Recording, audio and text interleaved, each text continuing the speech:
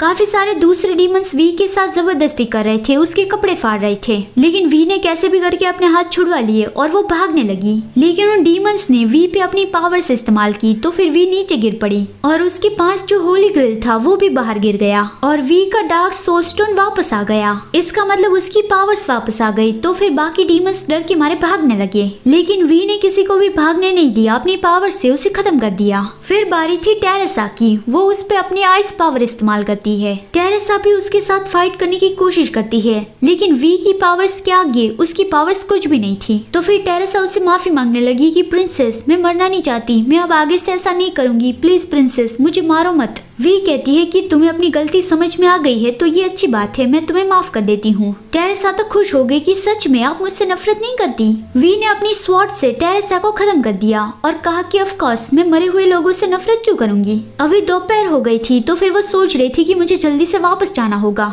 दूसरी ओर हुआन मैंग भी बहुत ज्यादा परेशान थी क्योंकि मिंगयुन काफी देर से वी को ढूंढने गया है, लेकिन कोई भी खबर नहीं आई है। तभी उसने दो लड़कियों को वी के बारे में बुरी बातें करते सुना। तो फिर हुआन मैंग उसे रोकने गई कि आप दोनों प्रिंसेस की इंसल्ट क्यों कर रहे हो। वो लड़की हुआन मैंग को स्लैप लगाती है कि मुझे छूने की हिम्मत कैसे हुई, तुम सिर्फ एक नौकरानी हो। हुआन मैंग कहती है क्योंकि तुम प्रिंसेस की रिस्पेक्ट नहीं कर रही थी और प्रिंसेस भी जरूर तुम्हें इसके लिए माफ नहीं करेंगी। वो लड़की कहती है तुम्हें क्या लगता है कि मुझे उससे डर लगता है, वो सिर्फ एक यूजलेस पर्सन है जिसके पास उसका डार्क सोल स्टोन नहीं है। तभी वी वहाँ पे दुल्हन बन के पहुँच गई और कहा कि मैं यूजलेस पर्सन हूँ और उसने उस लड़की को स्लैप लगा दिया। वो लड़की गुस्से से कहती है कि मुझे मारने की हिम्मत कैसे हुई, मैं भी एक नोबल फैमिली से हूँ। दूसरे लोग भी बातें करने लगे कि वो एक यूजलेस प्रिंसेस है, लेकिन वो इतना ज्यादा घमंड क्यों दिखा रही है। वी कहती है पावर्स को लेके कौन मेरे साथ मुकाबला करना चाहता है और उसने अपनी आइस पावर्स सबको दिखा दी। सब लोग तो बहुत ही चौंक गए कि उसकी पावर्स वापस आ गई। वी उस लड़की का गला प्रेस करके उसे ऊपर करती है और कहती है कि मुझे मेरी पावर्स चेक करनी पड़ेगी कि वो सच में वापस आ गई है या नहीं। तो फिर वो लड़की रोती हुई उससे माफी मांगने लगी, प्रिंसेस वी डीमन वर्ल्ड में सबसे ज्यादा पावरफुल आप ही हो, प्लीज मुझे माफ कर दो। तभी जिनफेंग वहाँ पे आ गया और वो कहता है कि वी आज हमारी शादी है, अगर आज तुम किसी को मारोगी